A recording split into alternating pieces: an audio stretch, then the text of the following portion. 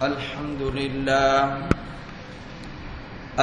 لله نحمده ونستعينه ونستغفره ونؤمن به ونتوكل عليه ونعوذ بالله من شرور أنفسنا ومن سيئات أعمالنا من يهده الله فلا مضل له ومن يضلله فلا هادي له ونشهد أن لا إله إلا الله وحده لا شريك له ونشهد أن سيدنا ومولانا محمدا عبده ورسوله أما بعد فأعوذ بالله من الشيطان الرجيم بسم الله الرحمن الرحيم يا أيها الذين آمنوا أطيعوا الله وأطيعوا الرسول وأولي الأمر منكم فإن تنازعتم في شيء فردوه إلى الله والرسول إن كنتم تؤمنون بالله واليوم الآخر ذلك خير وأحسن تأويلا قال النبي صلى الله عليه وسلم فقيه واحد أشد على الشيطان من 1000 عابد صدق الله العظيم وصدق رسوله النبي الكريم اللهم صل على محمد وعلى آل محمد كما صليت على إبراهيم وعلى آل إبراهيم إنك حميد مجيد اللهم بارك على محمد وعلى آل محمد كما باركت على إبراهيم وعلى آل إبراهيم إنك حميد مجيد۔ اللہ تعالی نے اس امت میں ایسے علماء پیدا فرمائے ہیں کہ جن کی دینی خدمات کو قیامت تک یاد رکھا جائے گا۔ صدیاں گزر گئیں، آج تک لوگ ان کی تحقیقات پر اعتماد کرتے ہیں۔ ان علماء کی محنتوں کو اچھے الفاظ میں یاد کرتے ہیں۔ اگر ان علماء کی تحقیقات کو نظر انداز کر دیا جائے تو ہمیں دین قطعاً سمجھ نہیں آ سکتا۔ اور جس دور میں ہم گزر رہے ہیں اس دور میں ایک محنت ہو رہی ہے کہ علماء سے اعتماد کو اٹھا لیا جائے، بلکہ بعض تو اتنا کہہ دیتے ہیں کہ اطیعوا اللہ و اطیعوا الرسول، اللہ کی اطاعت کرو اور اللہ کے رسول کی اطاعت کرو صلی اللہ علیہ وآلہ وسلم۔ اچھی بات ہے، یہ کہنا چاہیے کہ اللہ کی اطاعت کرو اور اللہ کے رسول کی اطاعت کرو، کیونکہ کامیابی اسی میں ہے، دنیا آخرت کے تمام فوائد اسی میں ہیں۔ اللہ اور اللہ کے رسول پر اگر ایمان نہیں ہوگا تو پھر بندہ مومن کیسے ہوگا؟ لیکن اس کے ساتھ ساتھ قرآن کریم کی ایک آیت ہے، پارہ نمبر 5 میں ہے، اس میں اللہ تعالی نے اپنی اطاعت اپنے رسول صلی اللہ علیہ وسلم کی اطاعت کے ساتھ ساتھ ایک تیسرے طبقے کی اطاعت کا حکم فرمایا ہے۔ وہ تیسرا طبقہ کون سا ہے کہ جس کی اطاعت ہم پر لازم کی گئی ہے، ہمیں حکم دیا گیا ہے کہ ان کے پیچھے چلو، ان کا کہنا مانو۔ قرآن کریم نے صاف الفاظ میں کہا ہے، تیسرا طبقہ اللہ نے ذکر کیا ہے جس کی اطاعت کو اللہ اور اللہ کے رسول کی اطاعت کے ساتھ ملا کر قرآن نے ذکر کیا ہے۔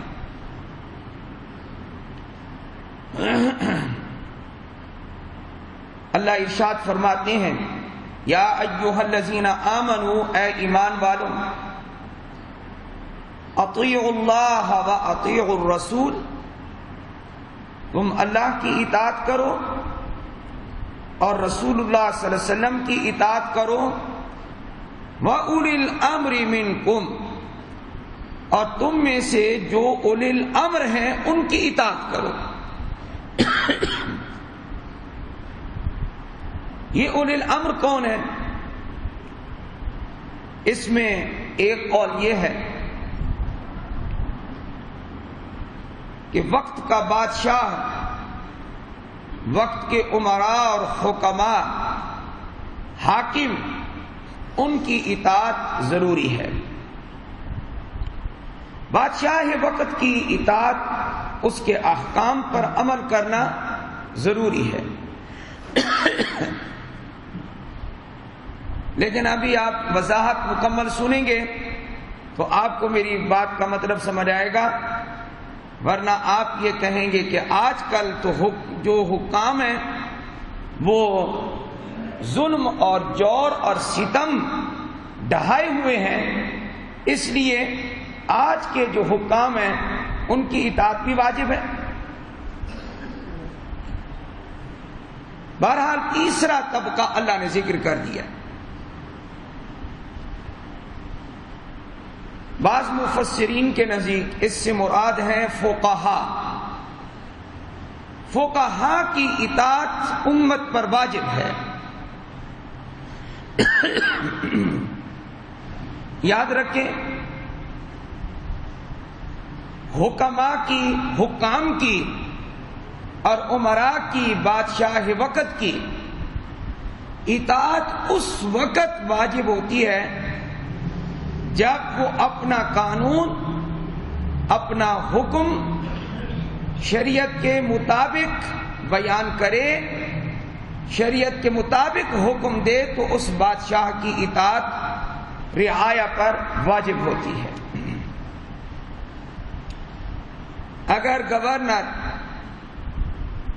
یا وزیر اعلی یا وزیر اعظم یا بادشاہ وقت، جتنے بھی امراء ہیں، خلاف شریعت حکم دیں، قطعاً ان کی اطاعت واجب نہیں ہے۔ فرمایا لا طاعت لمخلوق فی معصیت الخالق، کسی بھی مخلوق کی اطاعت جائز نہیں ہے اللہ تعالی کی نافرمانی میں۔ اب آپ خود یہ بتائیں کہ بادشاہ وقت آپ کو حکم دے کہ سود حلال ہے، سود جائز ہے، تو آپ اس کی اطاعت کریں گے؟ سود کو حلال کہیں گے؟ کیوں؟ اس لیے کہ بادشاہ وقت نے جو حکم دیا وہ اس نے حکم دیا ہے قرآن کے خلاف، اور اس نے حکم دیا ہے حدیث کے خلاف، شریعت اسلامیہ کے خلاف اگر حکم دے تو اس بادشاہ کی اطاعت کرنا لازم بھی نہیں بلکہ واجب ہے کہ اس کی اطاعت نہ کی جائے۔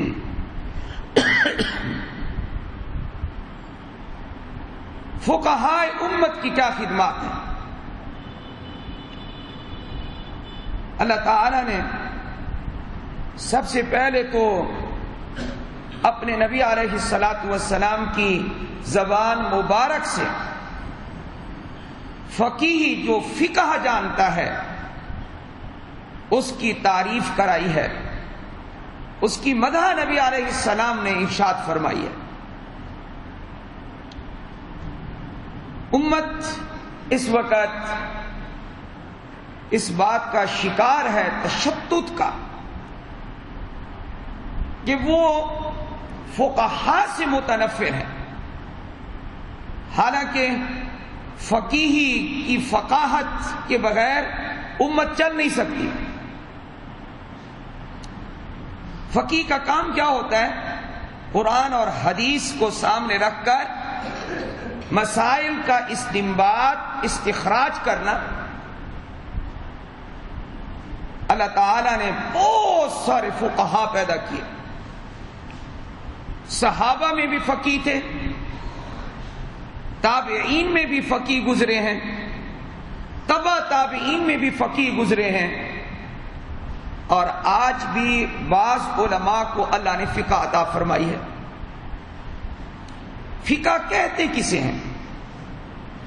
کچھ لوگ یوں کہتے ہیں ہم قرآن و حدیث مانتے ہیں، دوسرے فقہ مانتے ہیں۔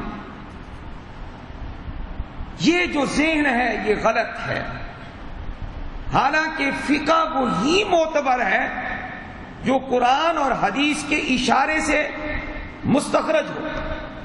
اگر وہ فقہ ہو جو قرآن و حدیث کے خلاف ہے، ٹکراتی ہے، اس کا تو اعتبار ہی نہیں ہے، وہ فقہ تو غیر معتبر ہے۔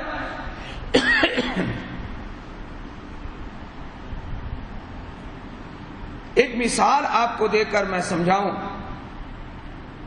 آپ حضرات توجہ فرمائیں۔ نبی اکرم صلی اللہ علیہ وآلہ وسلم نے ارشاد فرمایا،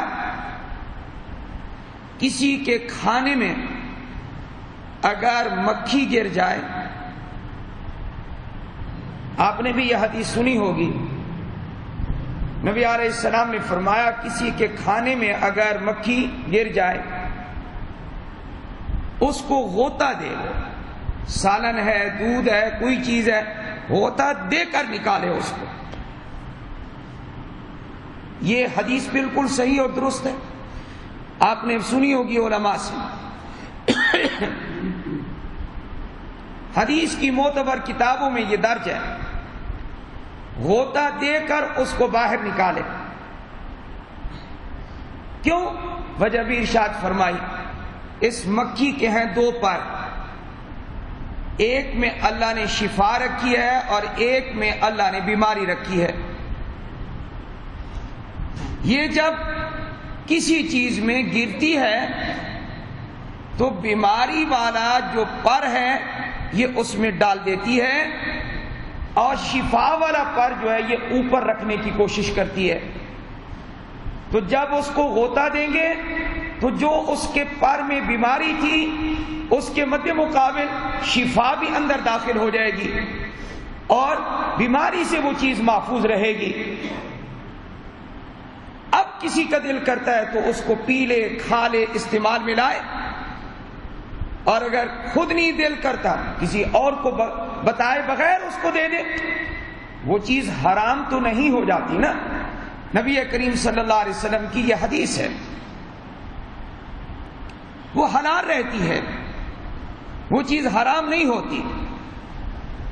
اب پوری حدیث کی کتابوں میں صرف مکھی کا ذکر آیا ہے کہ مکھی اگر گر جائے تو اس کو کیا دینا ہے؟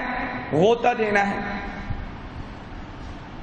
اب اگر بھیڑ وہ گر گیا، ڈینگو جس کو ہم کہتے ہیں، یا پسو گر گیا، یا مچھر اس میں گر گیا، اب اس کو ہم کیسے نکالیں گے؟ آیا اس کو غوطہ دے کر نکالیں یا ایسے ہی نکال دیں؟ پھر وہ چیز حلال ہے یا حرام ہے، اس کی وضاحت پورے ذخیرہ احادیث میں نبی کریم صلی اللہ علیہ وسلم نے نہیں فرمائی۔ اب یہاں فقیہ کی ضرورت پڑے گی۔ جس کو اللہ نے دین کی سمجھ عطا فرمائی ہے، وہ پھر آپ کو مسئلہ بتائے گا کہ بھیڑ گر جائے یا پسو گر جائے یا مچھر گر جائے تو آپ اس کو بھی ویسے ہی نکالیں جیسے کہ آپ نے مکھی کو ڈبو کے نکالا تھا۔ حضرت امام ابو حنیفہ رحمت اللہ علیہ نے فرمایا قیاس یہی تقاضا کرتا ہے کیا کہ مکھی کے اندر میں نے غور کیا، اس کے اندر بہنے والا خون نہیں ہے، آپ اس کو ذرا مانیں نا، اگر تھوڑا سا نکلے گا وہ بہنے والا نہیں ہوگا، اور یہی بہنے والا خون نہ ہونا یہی مچھر میں ہے، یہی بھیڑ میں ہے، یہی پسو میں ہے۔ تو جو چیزیں ایسی ہیں جن میں خون بہنے والا نہ ہو، بکری کو آپ ذبح کریں تو بہنے والا خون ہوگا، بڑا جانور آپ کاٹیں تو بہنے والا خون ہوگا، لیکن ان چیزوں میں بہنے والا خون نہیں۔ تو میرے نبی علیہ السلام نے ہمیں ایک قاعدہ بیان کر دیا، باقی جزیات فقیہ سوچ کر آپ کو مسئلہ بیان کرے گا۔ آپ کو فقہ کی زندگی کے ہر شعبے میں ضرورت پڑے گی۔ فقیہ کا کام یہی ہوتا ہے، مسائل کا استنباط اور استخراج۔ ان لوگوں کو ہم اپنے بھائی سمجھتے ہیں اور غور و فکر کی دعوت دیتے ہیں، فقہ کی مخالفت نہ کرو کبھی بھی۔ دو حدیثیں سن لیں جی، بسم اللہ۔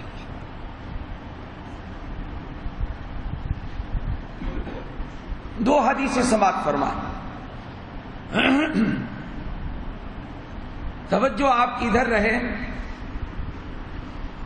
حدیث سننے کے لیے آپ حضرات کو شوق ذوق پیدا کرنا چاہیے۔ میری تو دعا ہے کہ اللہ تعالی ہم سب کو دینی علم حاصل کرنے کا شوق عطا فرمائے۔ اگر علم دین نہیں آئے گا تو عمل کیسے ہوگا؟ عمل پھر الٹا پھلٹا ہوگا۔ علم کے بغیر تو عمل کا اعتبار نہیں ہے۔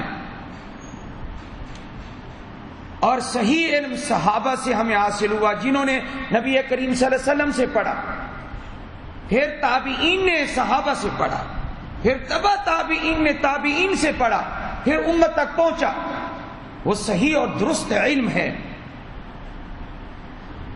سیدنا عمر رضی اللہ تعالی عنہ 3 دن تک زخمی حالت میں رہے، تیسرے دن جا کر شہادت پائی ہے۔ وہ جو 3 دن تھے لوگ آپ کی بیمار پرسی کے لیے آ رہے تھے، ایک نوجوان آیا آپ کے پاس بیٹھا رہا، جب جانے لگا تو آپ نے دیکھا اس کا تہ بند نیچے والی چادر وہ ٹخنوں سے نیچے ہے۔ حضرت عمر رضی اللہ تعالی عنہ نے چونکہ نبی اکرم صلی اللہ علیہ وسلم سے سیکھا تھا علم، خاموش نہیں رہے، فرمایا یا ابن اخی، اے بھتیجے، پیار اور شفقت سے فرمایا یا ابن اخی، اے بھتیجے، بڑا حساس دل رکھتے تھے، مسلمانوں کے لیے اصلاح اور تربیت، وظائف اور غریبوں کی مدد، ہمدردی، خدمت خلق، عدل و انصاف، تمام خوبیوں کے مالک تھے جناب عمر بن خطاب رضی اللہ تعالیٰ عنہ۔ کہاں خاموش رہتے؟ خلاف شریعت کام دیکھ کر کبیرہ گناہ ہے، کبیرہ گناہ ہے۔ مرد کا ٹخنے سے نیچے شلوار رکھنا کبیرہ گناہ ہے۔ لوگ تو نماز پڑھ رہے ہوتے، میں دیکھتا رہتا ہوں، اور اپنی شلوار ٹخنوں سے اوپر کرنا اس کو کچھ سمجھتے ہی نہیں ہے کہ ٹخنوں سے اوپر رکھنا یہ فرض ہے، نہیں سمجھتے، پرواہ ہی نہیں کرتے لوگ۔ الامان والا فی، زیادہ سے زیادہ ہم سے مسئلہ پوچھیں گے تو یہ پوچھیں گے اس کو اندر سے یہ اس کو یوں کرنا چاہیے یا اس کو یوں کرنا چاہیے۔ نماز میں جو کام کی بات تھی وہ کبھی نہیں پوچھی، جو فضول بات ہے وہ پوچھ لی۔ آپ اس کو یوں کر لیں اوپر یا یوں کر لیں اوپر، آپ کے لیے یہ ضروری ہے کہ ٹخنا صرف کیا ہونا چاہیے؟ آپ کا ننگا ہونا چاہیے۔ کہتے ہیں جی یوں نہ کریں اور یوں کر لیں، یہ کہاں سے آپ کو کسی نے غلط سبق پڑھا دیا؟ ہم اکٹھا کیسے کریں اس کو؟ سیدنا عمر رضی اللہ تعالیٰ عنہ نے کہا یا ابن اخی، اے بھتیجے ادھر آؤ۔ اس کو بلایا، ارفع ازارک، اپنے تہبند کو اوپر کر۔ آپ نے حکم دیا۔ اس لیے کچھ لوگوں کی عجیب تعبیر منطق ہے، نماز میں تو اوپر کر لیتے ہیں اور نماز کے باہر کہتے ہیں اب جائز ہے۔ یہ مسئلہ بھی اپنی طرف سے گھڑا ہوا ہے۔ مرد کے لیے ہر حال میں اپنے تہبند کو، اپنی چادر کو اوپر کرنا، ٹخنے سے اوپر کرنا واجب ہے۔ سیدنا عبداللہ ابن عمر رضی اللہ تعالیٰ عنہما کی عادت شریفہ تھی، نصف الساق، اپنی پنڈلی آدھی ننگی رکھتے تھے، نصف الساق تک آپ کا تہبند ہوتا تھا۔ بچوں کو سکھائیں۔ میرے نبی علیہ السلام نے اس کو پسند نہیں کیا۔ چونکہ اس وقت موضوع اور ہے، ورنہ میں آپ کو 2-3 اور مسائل بھی عرض کرتا ہوں انشاءاللہ۔ فقاہت کے لیے 2 حدیثیں سنیں۔ فقہ کے بارے میں کبھی دل میں بغض نہ رکھیں، آپ فقہاء سے بغض نہ رکھیں، علماء امت سے بغض نہ رکھیں۔ آپ نبی علیہ الصلوۃ والسلام نے ارشاد فرمایا علماء امتی کا انبیاء بنی اسرائیل، میری امت کے علماء اللہ نے ان کو اتنی صلاحیتوں سے نوازا ہے، اتنا علم دیا ہے جیسا کہ بنی اسرائیل کے انبیاء تھے۔ اس قدر تعریف فرمائی۔ کسی عالم کی عزت کرنا تو مشکل ہے، اعتراض کرنا بڑا آسان ہے، تنقید کرنا بڑا آسان ہے، احترام مشکل ہے، حقارت کی باتیں اور نشانہ بنانا تو بڑا آسان ہے۔ امام ابو حنیفہ رحمۃ اللہ علیہ کا اسی مہینے میں وصال ہوا ہے، شعبان المعظم کی 2 تاریخ کو، اور عجیب طرح حضرت کی زندگی گزری ہے۔ سن 80 ہجری میں آپ کی پیدائش ہے۔ اس وقت صحابہ کی ایک معتدب جماعت موجود تھی۔ 93 ہجری میں حضرت انس بن مالک رضی اللہ تعالیٰ عنہ کا وصال ہوا ہے۔ حضرت انس بن مالک جو حضور صلی اللہ علیہ وسلم کی 10 سال خدمت کرتے رہے، ان جلیل القدر صحابی کو امام ابو حنیفہ نے اپنی آنکھوں سے دیکھا ہے۔ امام ابو حنیفہ رحمۃ اللہ علیہ نے دوسرے صحابی عبداللہ بن ابی اوفا رضی اللہ تعالیٰ عنہ کو مکہ میں دیکھا ہے۔ کیسے؟ فرماتے میری 16 سال کی عمر تھی۔ کس کی؟ آپ کچھ سمجھ رہے ہیں جی، ساتھ ساتھ بھول نہ جائے آپ کو۔ 16 سال کی۔ ہمارے اس فہرست میں بڑے فقیہ ہیں، اور کچھ لوگ یہ سمجھتے ہیں کہ امام بخاری صرف محدث تھے۔ امام بخاری بڑے محدث تھے، بڑے فقیہ تھے، بڑے فقیہ تھے۔ بلکہ علماء کے پاس آپ بیٹھے تو آپ کو پتہ چلے گا کیا کہ ایک حدیث لاتے ہیں، اوپر ایک عنوان قائم کرتے ہیں، باب سور الحرہ، بلی کے جھوٹے کا حکم، پھر نیچے ایک حدیث لاتے ہیں۔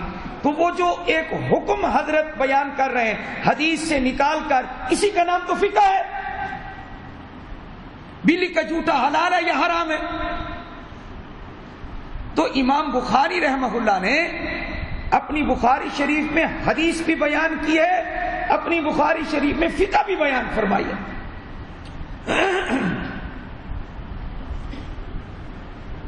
عبداللہ بن ابی اوفا رضی اللہ تعالیٰ عنہ صحابی رسول ہے، فرمایا 16 سال کی میری عمر تھی، میں اپنے والد ماجد حضرت ثابت رحمت اللہ علیہ کے ساتھ حج کے لیے مکہ گیا، پہلا حج تھا۔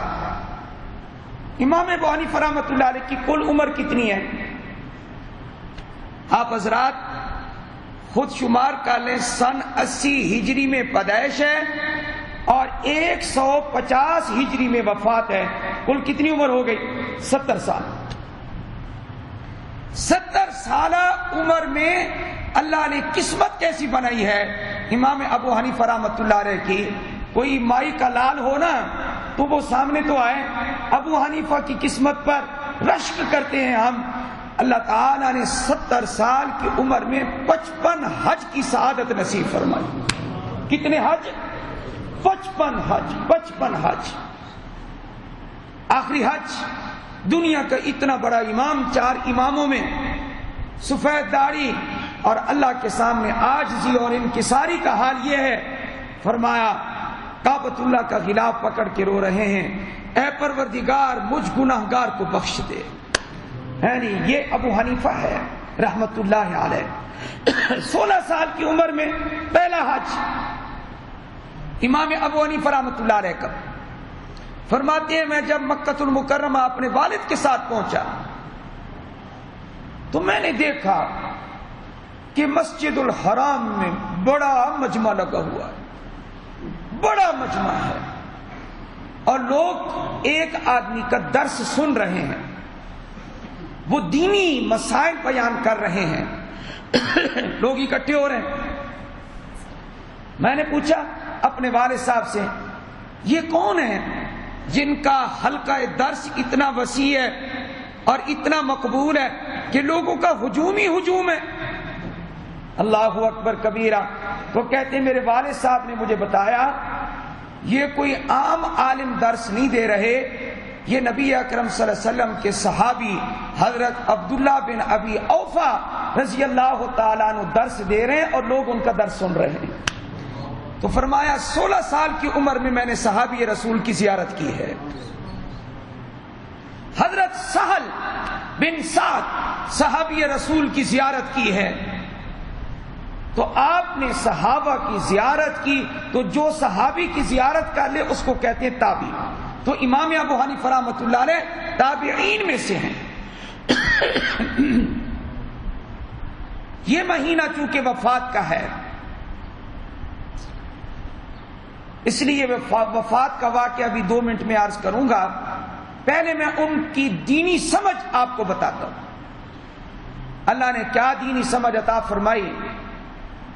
ایک آدمی بیمار ہوا، بیمار کرسی کے لیے تشریف لے گئے، جب وہاں بیٹھے چراغ جل رہا تھا، رات کا وقت تھا،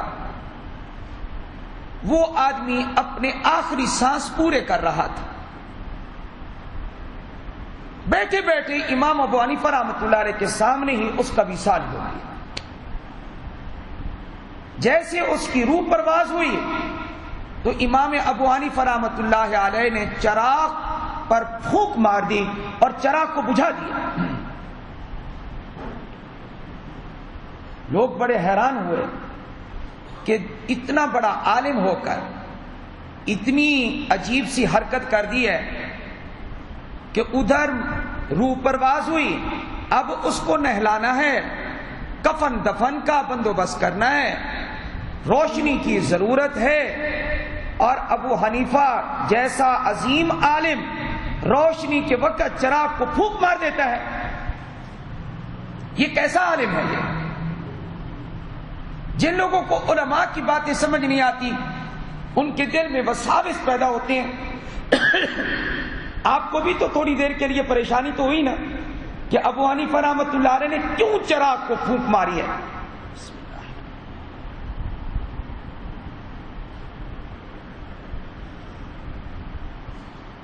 لوگوں نے پوچھ لیا حضرت چراغ کو آپ نے کیوں بجھایا؟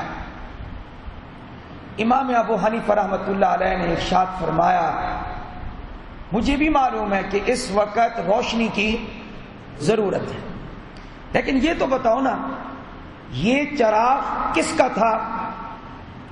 انہوں نے کہا یہ سارا گھر ہی اس کا تھا جو فوت ہوا ہے۔ فرمایا یہ سارا مال اسی کا ہے، چراغ بھی اسی کا ہے نا؟ کہاں چراغ بھی اسی کا ہے۔ فرمایا جب تک وہ زندہ تھا اپنا مال استعمال کر رہا تھا، چراغ بھی اسی کا، تیل بھی اسی کا، یہ بتی بھی اندر چراغ میں اسی کی تھی، اپنا مال خود استعمال کرے، ٹھیک ہے۔ جب اس کی روح پرواز ہو گئی، اب یہ چراغ اور سارا مال اس کی ملکیت سے نکل کر اب یہ ورثاء کا بن گیا ہے، اور ورثاء جب تک مال تقسیم نہ ہو اس وقت تک کسی چیز کو استعمال کرنا شریعت میں جائز نہیں ہے۔ اس وجہ سے میں نے چراغ کو پھونک مار دی ہے۔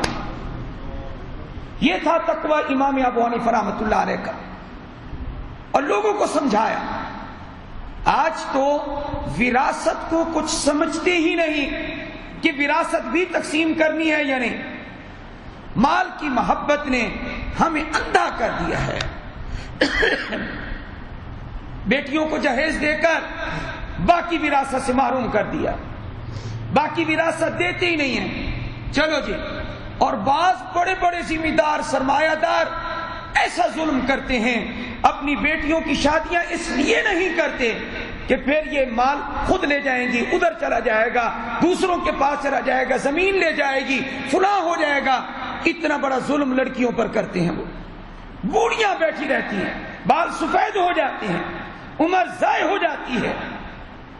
اس قدر یہ لوگ ظلم کرتے ہیں اور زیادتی کرتے ہیں۔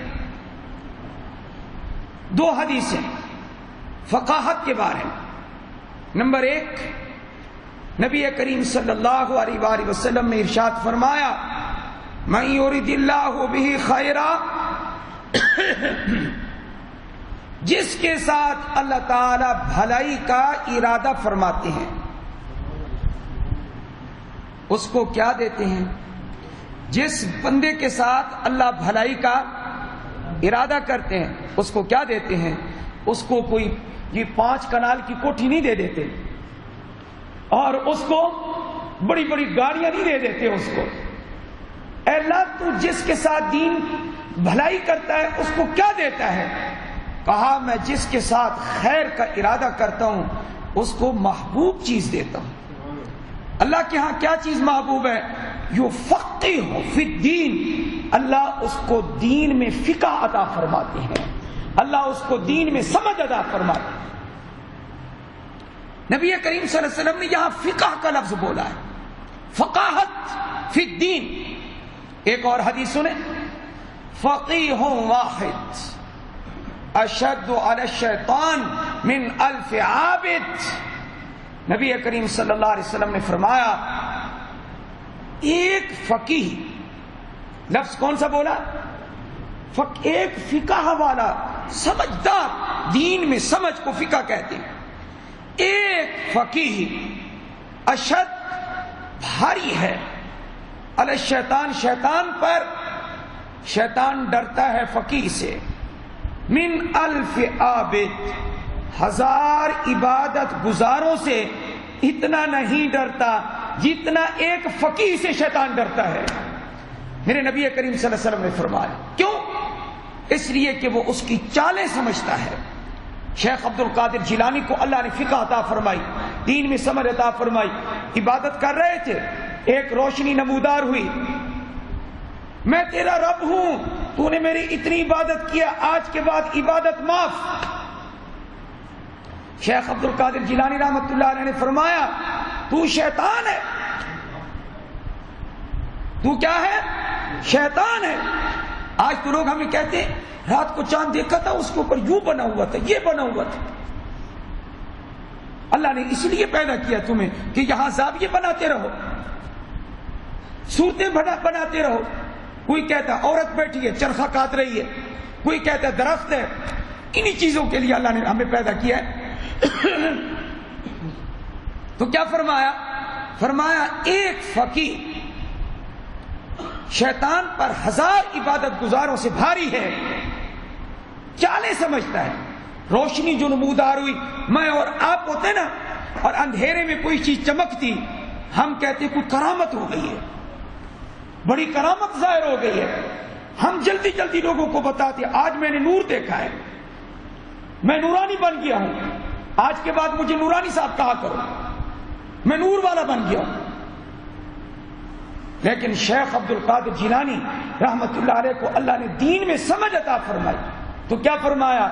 تو شیطان ہے جو کہتا ہے کہ میں تیرا رب ہوں اور عبادت معاف ہے۔ اللہ نے اپنے نبی کو فرمایا صلی اللہ علیہ وسلم وَاعْبُدْ رَبَّكَ حَتَّى يَأْتِيَكَ الْيَقِينُ، اپنے رب کی عبادت کرتا رہے یہاں تک کہ موت آ جائے۔ یہ اللہ نے کس کو فرمایا؟ اپنے نبی علیہ السلام کو فرمایا۔ تو کیا کہتا ہے کہ عبادت اتنی میں نے کی ہے کہ مجھے آج معافی اور چھٹی ہو گئی ہے؟ جس طرح پاکستان میں بہت سارے ملنگ ہیں، دھڑنگ ہیں جی، پہنچا ہوا ہے جی اس کو سب کچھ معاف ہے۔ تو عرض یہ کر رہا ہوں موت تک عبادت سے معافی نہیں ہے، نماز سے معافی نہیں ہے۔ اس نے کہا تجھے تیرے علم نے بچا لیا۔ شیطان نے آواز دی دوبارہ، کیا کہا؟ اے عبد القادر تجھے آج تیرے علم نے بچا لیا۔ اگر میں سنتا یا آپ سنتے تیری سمجھ بڑی ہے، بڑے خوش ہو جاتے، تیرا علم بہت ہے، واہ واہ کیا بات ہے۔ شیخ عبد القادر جیلانی رحمۃ اللہ نے فرمایا یہ خبیث تیرا دوسرا حملہ ہے، مجھے میرے علم نے نہیں بچایا، مجھے میرے رب نے بچایا ہے۔ کس نے بچایا جی؟ رب نے بچایا۔ یہ دین میں سمجھ کی بات ہے۔ تو دعا کیا کریں اللہ تعالی ہمیں فقاہت نصیب فرمائے، دین میں سمجھ نصیب فرمائے۔ یہ بہت بڑی بات ہے۔ اللہ جس کے ساتھ بھلائی کا ارادہ کرتے ہیں اس کو دین میں فقہ نصیب فرماتے ہیں۔ اور ہمارے بڑے فقہا بہت گزرے ہیں لیکن چار پوری دنیا پر چمک رہے ہیں، امام ابو حنیفہ، امام مالک، امام شافعی، امام احمد بن حنبل رحمت اللہ علیہم اجمعین۔ اللہ تعالیٰ کی کروڑہا ان پر رحمت نازل ہو۔ موضوع بڑا طویل تھا، میں نے اختصار سے کام لیا، تو یہی عرض کرنی تھی آپ حضرات سے کہ آپ کسی سے سنیں، کسی فقیر کو کچھ کہہ رہا ہو آپ اس کی باتوں میں نہ آئیں، کوئی صحابی کو کچھ کہہ رہا ہو آپ اس کی باتوں میں نہ آئیں۔ یہ تین زمانے خیر القرون ہیں۔ نبی کریم صلی اللہ علیہ وسلم نے فرمایا خیر القرون قرنی ثم الذین یلونہم ثم الذین یلونہم، سب سے بہترین زمانہ میرا زمانہ ہے۔ کس کا زمانہ ہے جی سب سے بہترین زمانہ؟ پھر ان کا جو میرے صحابہ کے ساتھ متصل ہیں تابعین کا زمانہ، پھر ان کے بعد ان کا زمانہ جو ان سے متصل ہیں یعنی تبع تابعین کا زمانہ، یہ خیر القرون کہلاتے ہیں۔ ان میں اللہ تعالیٰ نے بڑے علماء صلحاء پیدا فرمائے ہیں۔ اللہ تعالیٰ ہمیں انہی کے نقش قدم پر چلنے کی توفیق عطا فرمائے۔ وآخر دعوانا ان الحمد للہ رب العالمین۔